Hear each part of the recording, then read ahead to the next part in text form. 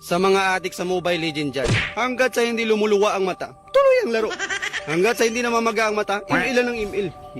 Ang kailangan mo kasi dyan, pagpuyatan mo para tumaas ang rank mo. Di ba? Laruan mo ng Mobile Legends mga 1 week, walang tulog-tulog, panigurado, mythic ka na rin. Tapos anime ka na rin. Yung dugo mo, kalimitan puti na. Pati yung mata mo, magiging puti na rin yan. Pagkagising sa umaga, email agad. Pagkasapit ng tanghali, email. Pagka break time mo sa trabaho, email. Pagka-uwi mo ng bahay bago ka matulog, pag ka na matulog, mag-email ka na lang hanggang madaling araw. Ha? Para puyat na puyat ka. Para maga na maga yung mata mo talaga. At least, hindi man tumaas yung rank mo, tumaas naman yung ano mo, yung eyebag mo. Dapat kasi niyan, nakapokus ka lang sa Mobile Legend. Kahit na may trabaho ka, mag-Mobile Legend ka pa rin.